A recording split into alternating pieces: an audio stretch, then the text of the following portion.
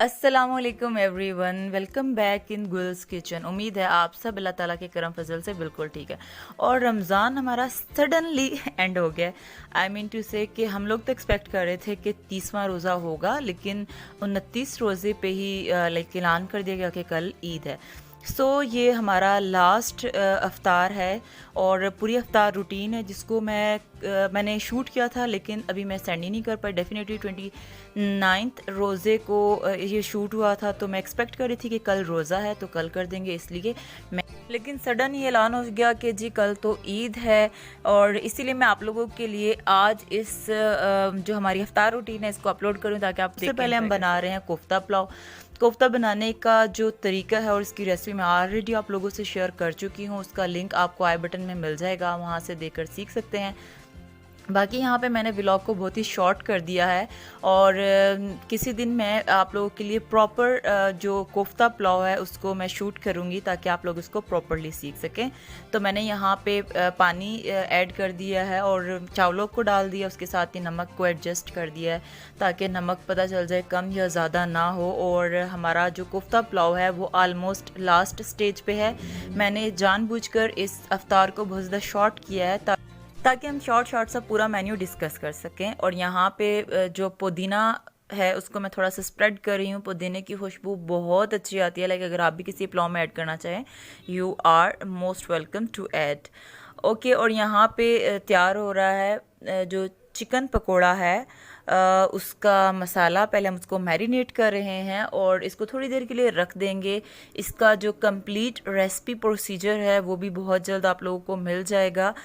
और इसके साथ ही यहाँ पे फ़िश का सालन बनाया जा रहा है, लाइक फ़िश करी मसाला बनाया जा रहा है। इसको बनाने का तरीका ऑलरेडी आप लोगों से डिस्कस किया जा चुका है। आप चाहें तो फ़िश करी मसाला बाय गुल्स किचन चेक कर सकते हैं और वहाँ से सीख भी सकते हैं। इसके अलावा आप लोगों को आई बटन में और डिस्क्रिप्शन में वंस अगेन लिंक प्रोवाइड कर दिया जाएगा। और इसके साथ ही हम तैयार करेंगे दही बड़े। जैसा कि मैं आप लोगों को बता चुकी हूँ कि दही बड़े हमारे अफ्तार में रेगुलरली एडिट होते हैं। इसको भी बनाने का तरीका आप लोगों से डिस्कस किया जा चुका है। और आज हमारे साथ हमारे किचन में है इब्सान। ही इज़ माई आपी's son and he is such a beautiful and nice kid. तो आज हम इब्सान से सीखेंगे बहुत सारी कुकिंग। हमारे साथ इब्सान भी कुकिंग करवा रहा है।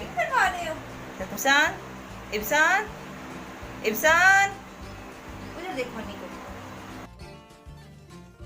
तो जी आज हमने इब्सान से इतनी ज़्यादा मज़े की रेसिपी सीखी हैं। और मैंने जो कुछ इब्सान से सीखा है, आई एम श्योर मैं आप लोगों के साथ बहुत जल्द वो सारी रेसिपीज़ शेयर करूँगी। तो जी यहाँ पे हम मिक्स कर रहे हैं दही बड़ों का सारा सामान और उसके साथ ही मैंने ऐड कर दिया दही को और बाकी के तमाम इंग्रेडिएंट्स को which are required to complete this recipe.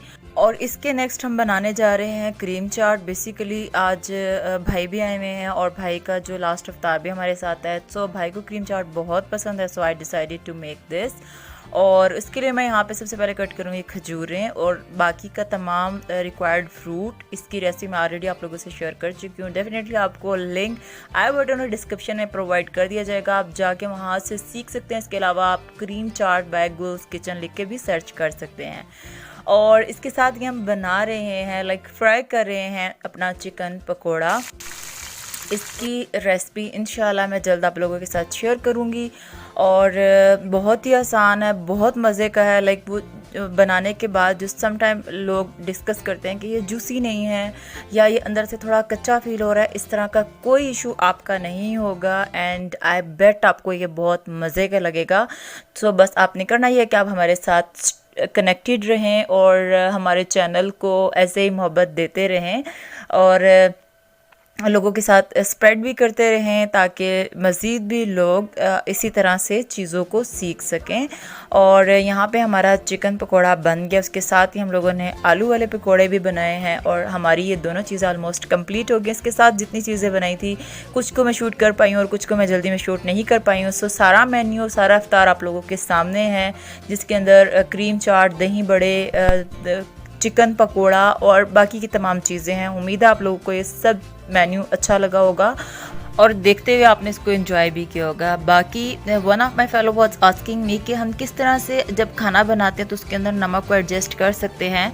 सो मैं आज यहाँ पे ये भी टिप देती चलूँ कि जब आप लोग खाना बनाते हैं तो जितना आप सुरख मिर्च पाउडर ऐड करते हैं कोशिश किया करें कि उसकी हाफ़ क्वांटिटी नमक ऐड करें, क्योंकि सम टाइम हम लोगों को आइडिया नहीं होता, लाइक सम टाइम बहुत सारे इश्यूज़ होते हैं या कुछ याद नहीं रहता या सम टाइम आदत नहीं होती। जब आप इनिशियली स्टेज पे कुकिंग करना स्टार्ट करते हैं तो बिल्कुल अंदाज़ा नहीं होता कि आपने नमक ज़्यादा ऐड कर दिया या कम ऐड कर दिया। तो कोशिश किया करें कि आप सुरख मिर्च की हाफ़ क्वांटिटी नमक ऐड करें, ये एटलीस्ट उसके जितना ही ऐड करें ताकि जब मसाला फ्राई हो जाता है तो आप बाद में टेस्ट करके देख सकते हैं कि कितना नमक कम है, कितना नमक ज़्यादा है। नमक ज़्यादा डेफिनेटली नहीं होगा क्योंकि आपने सुरख मिर्च की क्वांटिटी के अकॉर्डिंग या उससे थोड़ा कम ही नमक ऐड किया है, तो इस तरह के कोई इश्यूज़ नहीं आएंगे। और उसके बाद रात को चांद का इंतज़ार करते करते हमें तो शदीद भूख लग गई थी अफ्तार के बाद। सो यहाँ पे हमारे खाने का टाइम होता है और जिसके अंदर हमारे पास दही बड़े भी हैं जो डेफिनेटली हमारे अफ्तार से बच चुके थे। इसके साथ हमारे पास कोफ्ता, पुलाव और मटन का सालन है। मुझे उम्मीद है आपको हमारा ये अफ्तार बहुत अच्छा लगा होगा। अगर ऐसा है तो थम्स अप करके शेयर कर दें। मिलते हैं एक और नई वीडियो में, इंशाल्लाह अपना ख्याल रखिएगा। अल्लाह नेगेबान।